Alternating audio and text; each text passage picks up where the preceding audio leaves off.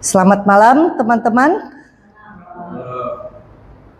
Kata kesaksian memiliki dua arti di dalam Alkitab. Yang pertama, memiliki kesaksian yang baik melalui perbuatan dengan reputasi yang menunjuk kepada Kristus. Arti yang kedua, memberikan kesaksian baik tertulis maupun lisan.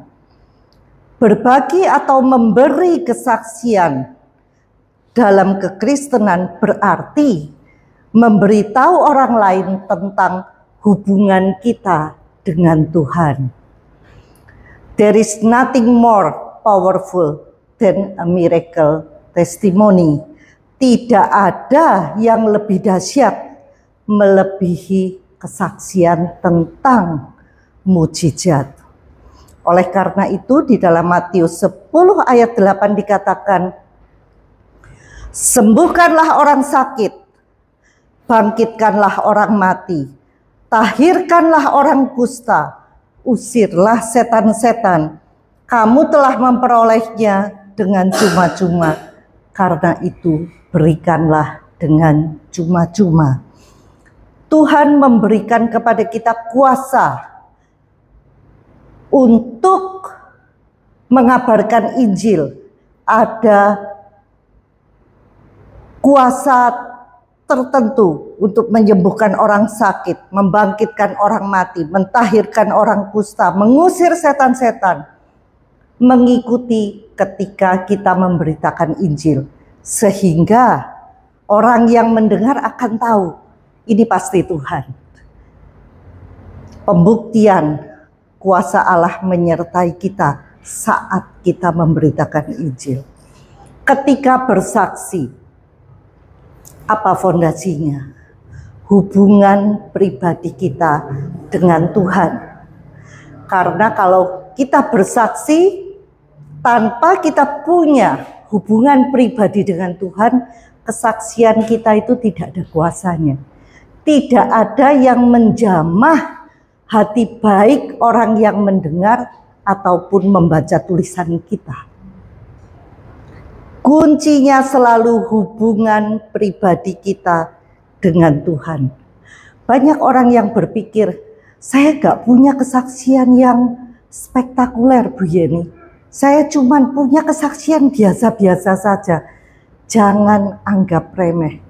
Karena kesaksian kita itu ketika kita mengalaminya, pengalaman hidup bersama dengan Tuhan, itu ada kuasanya. Itu menjamah hati orang yang mendengarnya. Tidak perlu harus yang spektakuler. Dulu saya pun berpikir demikian. Itulah sebabnya pada awal-awal saya menulis Seruput Kopi Cantik, saya suka menulis tentang orang-orang hebat. Saya berpikir orang kan kepengen dengar tentang orang-orang yang top-top. Saya menulis tentang Bill Gates, Obama, Warren Buffett. Saya berpikir orang pasti suka. Tapi sesungguhnya ketika saya menulis tentang Bill Gates, Warren Buffett, Obama, saya tidak kenal pribadi. Tentu saya menulisnya mengambil bahan-bahan dari orang lain. Sampai suatu ketika saya belajar, ada orang lain yang kenal Bill Gates lebih baik dari saya, kenal Warren Buffett lebih baik dari saya. Tentunya mereka bisa menyajikan tulisan yang lebih baik. Dan di Google, di internet, jutaan tulisan serupa, betul nggak? Apa keistimewaan saya? Sampai saya belajar dari guru, salah seorang guru menulis saya, dia menyarankan, Bu Yeni, tulis saja kesaksian dari Bu Yeni. Loh Pak, saya ini bukan siapa-siapa.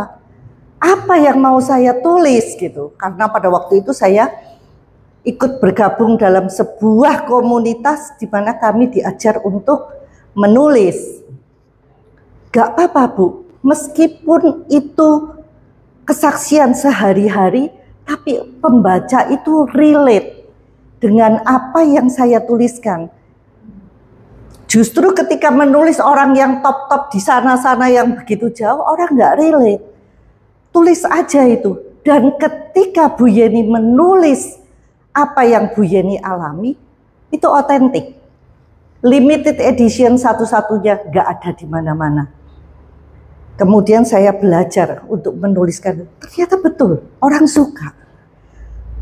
Karena saya terbiasa menuliskan kesaksian saya, kesaksian teman-teman dekat saya. Prinsip saya harus kenal orang itu, saya harus tahu, sehingga ketika menuliskannya saya dapat feel-nya. Karena saya kenal orang itu. Banyak orang yang kepengen ditulis di Seruput Kopi Cantik, Bu Yeni, saya mengalami yang spektakuler. Iya, banyak yang spektakuler. Masalahnya saya tidak kenal pribadi dengan kamu. Enggak, saya enggak bisa. Enggak ada kuasanya ketika saya menuliskan itu. Dan selalu karena saya menulis untuk Tuhan, selalu harus ada koneksi dengan Tuhan. Itu yang membedakan Seruput Kopi Cantik dengan tulisan-tulisan yang lain. Dengan cara demikian, ternyata Seruput Kopi Cantik disukai banyak orang. Demikian juga dengan kita. Setiap kita punya kesaksian masing-masing. Mungkin sederhana. Tetapi ketika kita yang mengalaminya, kita menceritakannya, ada kuasa menjamah hati orang itu. Dan Tuhan bisa pakai supaya orang itu juga merasakan kuasa Allah yang kita alami. Karena itu jangan pernah takut untuk bersaksi. Seperti slogannya Nike, just do it. Lakukan saja. Nah, sekarang kita akan belajar bagaimana caranya kita bersaksi. Karena begitu banyak teman-teman yang punya kesaksian spektakuler. Sembuh dari kanker, sembuh dari leukemia, sembuh dari penyakit yang menurut dunia nyaris tidak mungkin disembuhkan, dia sembuh. Tapi ketika cerita dia cuman, iya aku sembuh kok dari kanker. Sudah. Orang kan nggak tahu bagaimana caranya. Tujuan kita bersaksi itu untuk memuliakan Tuhan. Dan orang harus tahu prosesnya. Yang diceritakan itu prosesnya. Bagaimana caranya kamu bisa sembuh. Tujuan orang yang dengar kesaksian, dia juga kepengen sembuh. Bukan cuma kita nonton kamu sembuh, kita bertepuk tangan. Bukan itu. Supaya orang lain juga tahu. Gitu. Karena itu ketika menyampaikan kesaksian, kita harus buat kontras. Ketika saya bercerita tentang saya sembuh dari hipertiroid, saya biasa menceritakan ketika parah-parahnya saya itu seperti apa. Oh ya, ketika saya duduk di lantai, saya nggak bisa berdiri. Saya harus merangkak, cari kursi, cari meja yang bisa buat pegangan supaya saya bisa berdiri. Jantung saya berdebar-debar, malam nggak bisa tidur. Dan parahnya kalau hipertiroid itu makin parah, bisa-bisa matanya itu menonjol keluar seperti ikan koki. Kita menceritakan the worst-nya seperti apa. Kemudian nanti pada akhir ketika kita sembuh, kita cerita prosesnya sampai kita sembuh, perjuangannya apa dan sebagainya, kita ceritakan. Setelah sembuh, what happened? Sekarang saya jongkok tanpa berpegangan, saya bisa berdiri. Tidak lagi berdebar-debar, tidur gampang dan sebagainya. Kontras, ini penting. Yang kedua, firman di mana kita berdiri. Prinsip kebenaran firman Tuhan apa yang kita praktekkan? Ada teman sembuh dari kanker. Dengan penuh sukacita dia cerita, saya sembuh, dia kepengen ditulis. Saya tanya, saya kenal dia tapi kami beda kota juga. Nggak terlalu sering, saya nggak mengikuti perjalanannya dia. Dia kepengen ditulis. Saya tanya, prinsip kebenaran firman apa yang kamu jalankan sehingga kamu bisa sembuh? Karena kesaksian kita ini kita mau memuliakan Tuhan. Jadi harus jelas di atas firman apa kamu berdiri. Apa perjuangannya ketika kamu mengalami seperti itu? Sampai kamu menang. Ketika dia tidak bisa menceritakan, sorry saya nggak bisa menulis. Saya menulis kesaksian untuk Tuhan harus jelas. Karena apa yang dilakukan ini akan menjadi peta jalan bagi orang lain. Kemarin saya menulis kesaksian bagaimana Kak Rosiam sembuh dari kanker. Poin-poinnya jelas saya tulis. Pertama, Kak Rosiam ini sekolah di Keris sudah level 3. Dia sudah full firman. Jadi tanpa disadari pembaca itu tahu. Untuk saya sembuh dari kanker, syaratnya saya harus full firman. Dia tahu betul prinsip-prinsip kebenaran firman Tuhan. Sehingga dengan sedikit pemicu, Kak Ros sudah bisa mencapai titik iman untuk mencapai kesembuhan. Setelah itu apa lagi yang dilakukan? Saya sengaja bold. Kak Ros itu kan sakitnya sudah bertahun-tahun. Dulunya bagaimana? Oh, dia pakai obat herbal. Kemudian apa yang membedakan? Sekarang dia berdoa berbahasa lidah. Saya ceritakan awalnya Kak Ros tidak ingin ikut terlibat karena dia berpikir, aduh saya bicara 5 menit, 10 menit aja sudah ngos-ngosan. Tapi ketika dimotivasi bahwa ketika kita memperkatakan firman, sebetulnya orang yang paling kita percayai itu diri kita sendiri. Daripada yang ngomong meskipun orang hebat, kita nggak sepercaya itu seperti kalau mulut kita sendiri yang mengungkapkannya. Deklarasi firman, berdoa dalam bahasa roh. Ini poin-poin yang saya bold. Dan apa yang terjadi ketika berdoa berbahasa lidah? Roh Kudus memberikan tuntunan. Sehingga kita menjadi lebih peka akan tuntunannya. Kak Ros bisa memilih rumah sakit, dokter yang tepat itu bukan kebetulan. Itu campur tangan Tuhan. Banyak orang nggak berpikir demikian. Ah, kan dokter, jangan salah. Yang salah dokter juga nggak sedikit, salah obat juga nggak sedikit. Kak Ros juga tidak pergi ke luar negeri, tidak ke Singapura, Malaysia seperti yang biasa. Tetap di Jakarta, tetapi dengan melakukan doa berbahasa lidah, dia mendapatkan hasil yang supernatural. Itu Tuhan.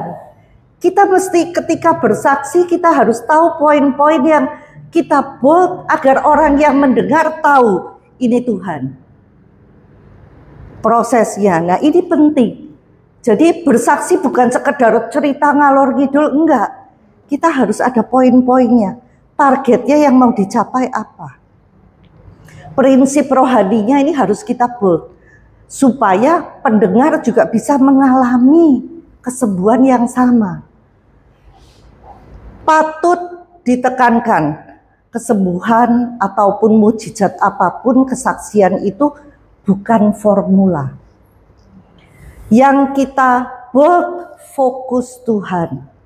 Dengar arahan dari Tuhan. Tuhan ngomong apa? Karena untuk setiap orang cara Tuhan berbeda. Tuhan berkali-kali menyembuhkan orang buta, caranya selalu berbeda. Ini yang mesti kita bold juga.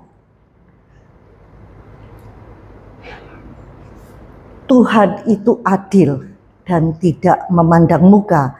Efesus 6 ayat 9 berkata, ingatlah bahwa Tuhan mereka dan Tuhan kamu ada di surga dan Ia tidak memandang muka. Setiap kali bersaksi kita mesti bold. Kalau saya ditolong, kamu juga. Tuhan itu Allah yang tidak memandang muka. Kalau kita belum mendapatkan jawaban, kesalahan bukan di pihak Tuhan, di pihak kita. Ada hal-hal yang belum kita ketahui. Karena itu gali lebih dalam. Belajar dari orang yang sudah berkemenangan. Karena itu kita perlu mendengarkan kesaksian, why ada peta jalannya. Kita tinggal ngikuti. Oh, orang itu berkemenangan karena ABCD. Yang diikuti prinsip firman Tuhannya. Bukan segala sesuatu yang dilakukan orang itu.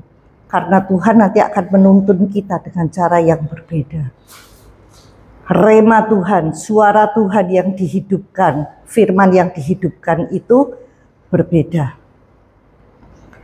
Kesaksian itu lebih dahsyat daripada khotbah, sadar nggak? Khotbah panjang-panjang gitu, wah poinnya 1, 2, 3, 4, 5, 6. Pulang orang lupa. Tapi kalau kesaksian ceritanya nggak lupa orang itu. Jadi ketika kita bersaksi itu powerful sekali. Kesaksian itu lintas agama, suku, budaya. Lintas denominasi, lintas generasi, lintas jabatan usia. Pokoknya kalau orang sudah sakit, diberikan kesaksian bagaimana kita sembuh. Udah gak pakai nolak. Semua orang gak kepengen mati. Didoakan juga pasti mau. Karena itu powerful sekali. Kesaksian itu. Kita apalagi kalau kita bisa ketika bersaksi kita menjelaskan prinsip-prinsip yang kita jalankan. Itu betul-betul menjadi pengajaran dalam tanda kutip. Saya punya banyak teman-teman pendeta yang hebat-hebat. Pendeta yang dahsyat. Mana berani kalau saya ketemu yang begitu, kemudian kami beda prinsip. Pendeta itu masih prinsipnya kehendak Tuhan. Sakit itu kehendak Tuhan. Kita kan enggak, kita tahu. Yang jahat dari iblis, karena iblis itu mencuri, membunuh, membinasakan. Tetapi kalau Tuhan datang untuk memberi hidup yang berkelimpahan. Itu prinsip kita. Tapi kan saya nggak berani ngotbahin pendeta hebat-hebat begitu. Tapi kalau ketemu mereka saya ngomongnya gimana? Pastor, kami punya doa BPL loh. Apa itu doa BPL? Doa berbahasa lidah. Dan dahsyatnya yang stroke sudah 5 tahun nggak bisa ngapa-ngapain sembuh loh Pak Asang. Yang leukemia, bipolar, sakit kanker usus sembuh Pak Hatta. Kanker lagi Kak Ros.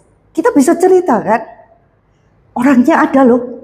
Ayo kalau ke Jakarta hadir di TLW, nanti kita bisa ketemu. Saya kenalin sama orang-orang yang mengalami. Orang nggak bisa bantah. Nyata kok. Beneran datang silahkan. Ayo itu gak terbantahkan. Dan ketika lagi ngobrol begitu, saya nggak ngajarin, tapi saya bilang kami berprinsip. Yang mencuri, membunuh, membinasakan itu si iblis, Pastor. Kalau Tuhan itu datang untuk memberi hidup yang berkelimpahan. Sakit itu kan membunuh, berarti bukan dari Tuhan. Saya nggak ngajarin, saya nggak ngotbahin, tapi dengan cara demikian saya menjelaskan prinsip-prinsip yang kita pegang. Dan mau nggak mau dengar. Beberapa pastor itu welcome loh, terima seruput kopi cantik. Dan ketika mereka baca, kita bisa berdiskusi dan sebagainya. Bagian saya cuma menabur. Mungkin nanti ada yang menyiram, menuai dan sebagainya. Bersaksi itu mengajar secara tidak langsung. Bukan formula seperti tadi, fokusnya pada Tuhan dan bukan kita. Jangan kayaknya, wah saya hebat loh, saya sembuh dari hipertiroid. Karena saya, enggak, kalau bersaksi yang dimuliakan itu Tuhan. Jadi fokusnya arahkan kepada Tuhan. Ajarkan cara mendekat kepada Tuhan. Matius 6 ayat 33. Carilah dahulu kerajaan Allah dan kebenarannya, maka semuanya akan ditambahkan kepadamu. Jadi kita harus tahu prinsipnya ketika bercerita itu kan ada bold-boldnya. Kita bold ke arah Tuhan supaya mereka mencari Tuhan. Kita jelasin. Kalau kamu punya hubungan pribadi dengan Tuhan, itu yang tidak tergantikan. Rema Tuhan akan spesifik datang kepada kamu. Banyak orang kan minta didoain, gak berani doa sendiri. Gak bisa begitu, kamu harus punya hubungan pribadi. Karena Tuhan kepengen ngomong pribadi dengan kamu. Itu yang mesti kita ajarkan. Jangan poinnya kepada kita gitu. Matius 5 ayat 13 sampai 16. Kamu adalah garam dunia. Jika garam itu menjadi tawar, dengan apakah ia diasinkan? Tidak ada lagi gunanya selain dibuang dan diinjak orang. Kamu adalah terang dunia. Kota yang terletak di atas gunung tidak mungkin tersembunyi. Lagi pula, orang tidak menyalakan pelita lalu meletakkannya di bawah gantang, melainkan di atas kaki dian, sehingga menerangi semua orang di dalam rumah itu. Demikianlah hendaknya terangmu bercahaya di depan orang, supaya mereka melihat perbuatanmu yang baik dan memuliakan Bapamu yang di surga. Sadarkah kita kalau kita ini ikut Tuhan, hidup kita jadi lebih baik, sakit sembuh, tujuannya Tuhan itu apa sih? Kita ini loh showcase-nya Tuhan. Kita itu menjadi demonstrasi kebaikan-kebaikan Tuhan. Dipamerno bahasa Surabayanya itu. Supaya orang lain yang ngelihat, duh kok enaknya hidupmu, kamu tuh hoki terus. Ya itu karena Tuhan. Nah, supaya mereka kepengen kenal Tuhan kita. Jadi jangan ketika, aduh kamu kok hoki terus. Iya memang aku hoki. Enggak. Itu Tuhan yang baik, itu memang demonstrasi kebaikan-kebaikan Tuhan. Tuhan sudah berjanji akan mengadakan perbedaan orang yang beribadah kepadanya dengan yang tidak. Saya punya teman yang mengalami kecelakaan besar, kemudian dia diselamatkan. Karena pengalamannya dia itu, dia diundang kemana-mana untuk bersaksi. Sampai diundang ke luar negeri segala. Oke, baik. Ada orang-orang yang salah mengerti. Kalau orang itu menerima mujizat, waduh berarti imannya dia besar. Enggak.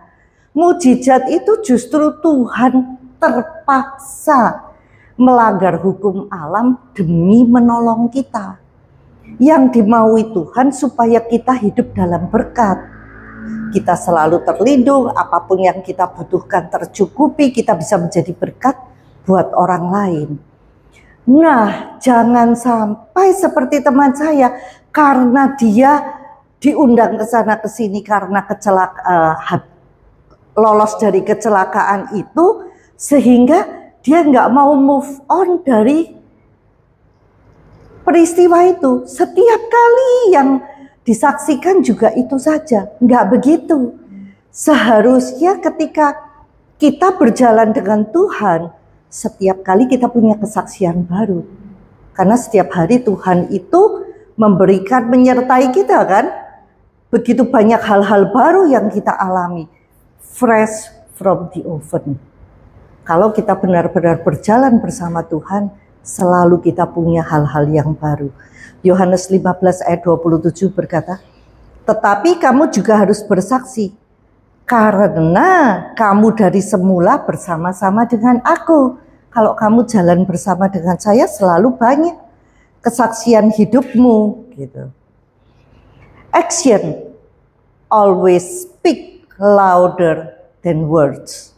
I have learned that people will forget what you say, people will forget what you did, but people will never forget how you made them feel.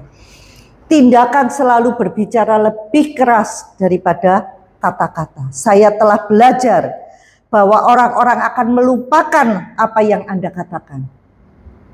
Orang-orang akan melupakan apa yang Anda lakukan. Namun orang-orang tidak akan pernah melupakan bagaimana Anda membuat mereka merasa. Apakah setelah mereka mendengar kesaksian kita, mereka menjadi termotivasi? Aduh, kalau imam bisa dapat terobosan keuangan, berarti aku juga. Harusnya seperti itu. Kalau orang dengar kesaksian kita jadi putus asa, itu ada sesuatu yang salah. Kalau orang mendengar kesaksian kita lalu dia ingin lebih dekat dengan Tuhan, lalu mau baca firman, itu berarti kita di track yang benar. Itu yang seharusnya kita lakukan. Santo Fransiskus Assisi berkata, preach the gospel to everyone and use words if necessary. Beritakan Injil kepada semua orang dan gunakan kata-kata jika perlu. Artinya tanpa perkataan pun seharusnya orang sudah termotivasi melihat kita. Inilah sebabnya kalau kita ikut seminar atau ada pendeta tamu datang, sebelum pendetanya naik biasanya gembala kita udah cerita siapa orang itu dan sebagaimana apa yang dilakukan, siapa dia, dari mana asalnya, preview. Why? Untuk membuat pendengar itu tahu apa yang diharapkan dari orang ini, siapa orang ini, karena kita nggak tahu reputasi tamu ini. Kita butuh orang lain yang support, mereferensikan orang ini loh, saya kenal karena ini, betapa dahsyatnya dia dan sebagainya. Demikian juga dengan kita. Sebelum kita bersaksi, sebetulnya orang itu lebih melihat siapa kita daripada kesaksian kita. Kalau kita bukan orang yang bisa dipercaya, meskipun kesaksian kita dahsyat, pengajaran kita, khotbah kita dahsyat luar biasa, tapi kalau orang sudah lihat, aduh orang ini nggak bisa dipercaya, ngutang aja nggak bayar, mau denger nggak? Nggak mau. Siapa kita berbicara lebih keras daripada apa yang kita katakan. Pernah dengar kesaksian? Dahsyatnya luar biasa kesaksiannya. Tapi entah kenapa hati kita dingin-dingin aja. Karena biasanya kesaksian yang seperti itu terlalu banyak bumbunya daripada yang sesungguhnya. Sehingga nggak ada kuasanya. Body language kita menunjukkan siapa kita. Kita bisa bohong sama orang lain dengan dandanan yang seperti itu, tapi body language kita, sikap kita, itu tuh tidak bisa menipu. Orang bisa merasakan, aduh aku kalau deket dia damai aja, kalau deket orang ini kok rasanya risih aja. Entah di mana, karena siapa kita ini lebih berbicara, lebih keras daripada apa yang kita katakan. Karena itu penting bagi kita. Bersikap tulus tanpa ada maksud tersembunyi, itu sudah menjamah hati orang.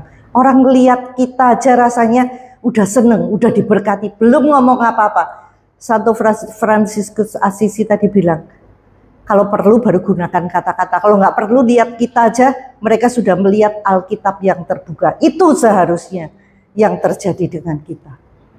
Reputasi yang baik itu tidak bisa digantikan oleh apapun.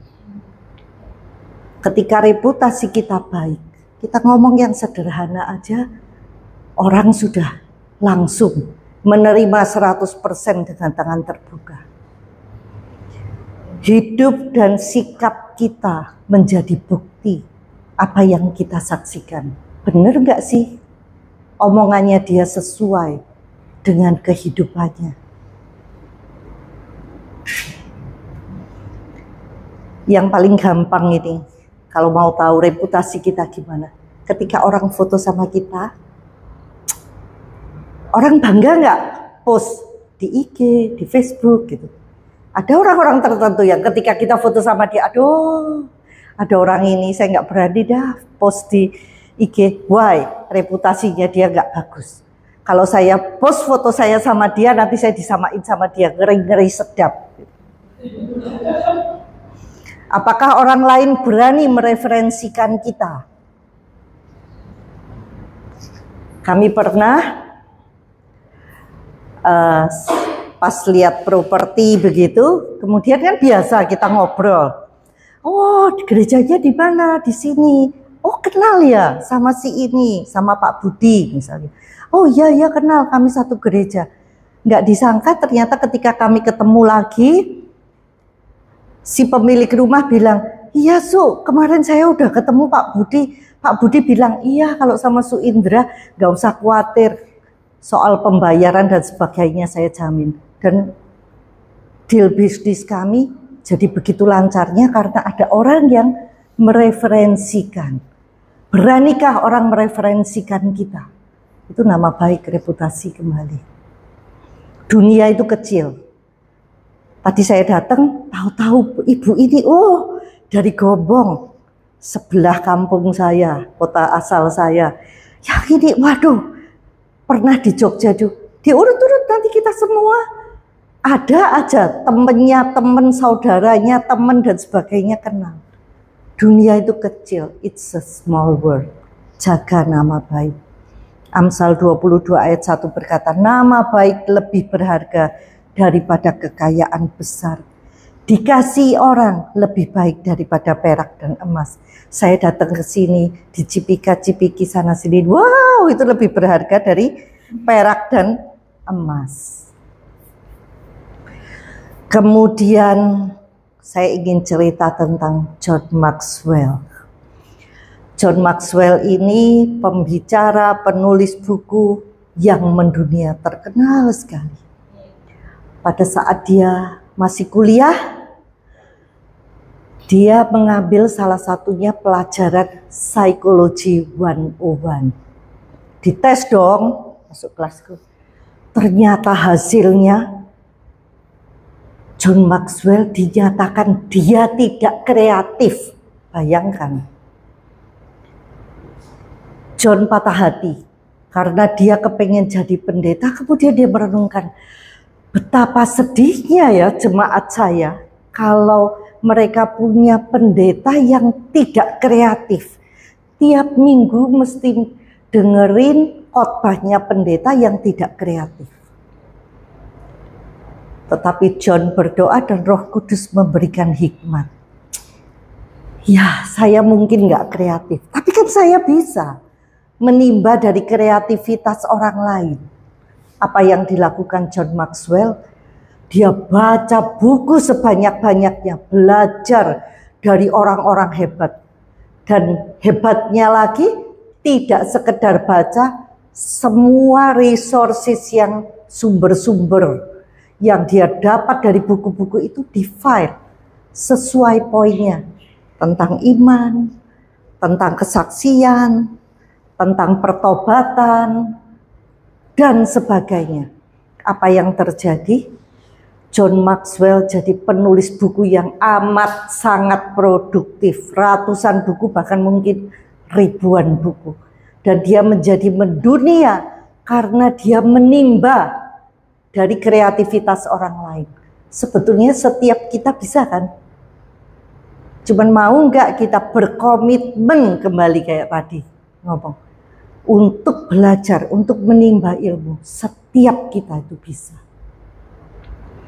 Dan yang lebih luar biasa lagi, John Maxwell itu terkenal sebagai orang yang spesial. Spesial yang di mana?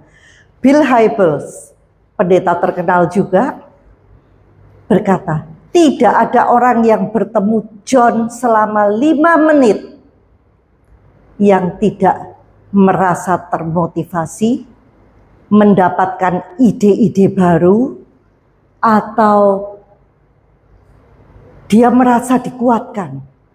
Orang yang bertemu John Maxwell selama 5 menit, hidupnya itu berubah. That's why itu menginspirasi saya. Saya sering kali ngomong, setiap orang yang ketemu saya, hoki dah pokoknya, hidupnya akan lebih baik. Why? Karena saya menyampaikan kebenaran firman Tuhan, prinsip-prinsip firman Tuhan. Ketika kita mengambil keputusan seperti itu, ternyata itu memacu saya.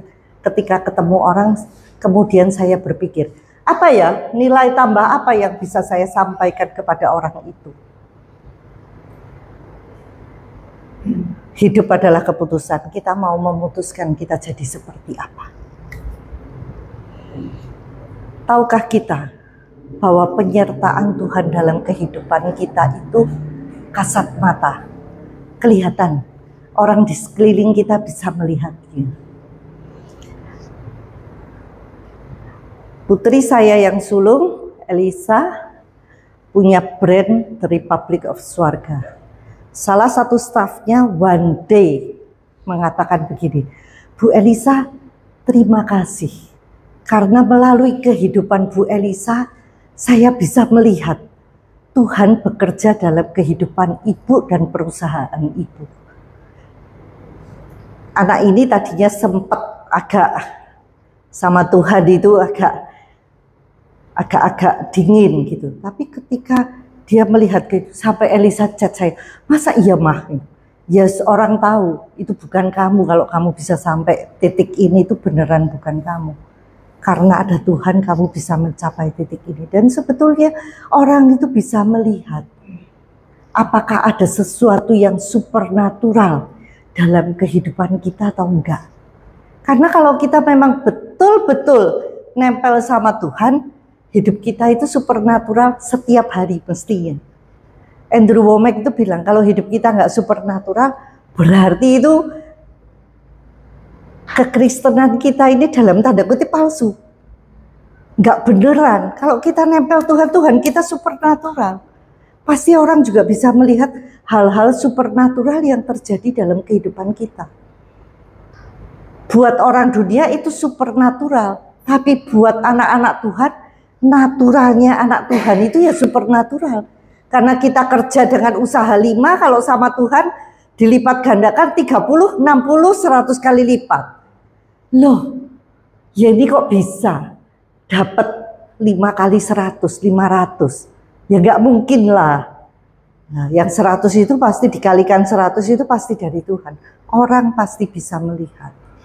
Itulah yang dikatakan seharusnya hidup kita itu menjadi Alkitab yang terbuka.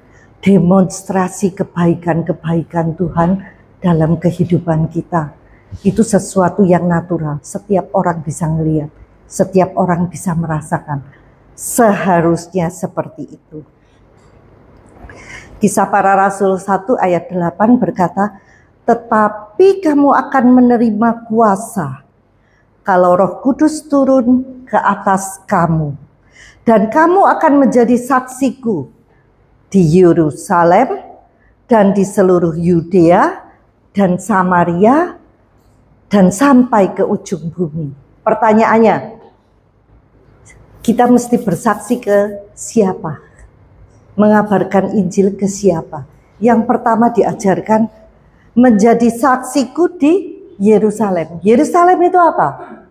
Tempat di mana kita lahir, dibesarkan, tempat yang kita familiar, tempat kita tinggal, di mana kita kenal orang-orangnya, kita kenal bahasanya, kita ngerti budayanya.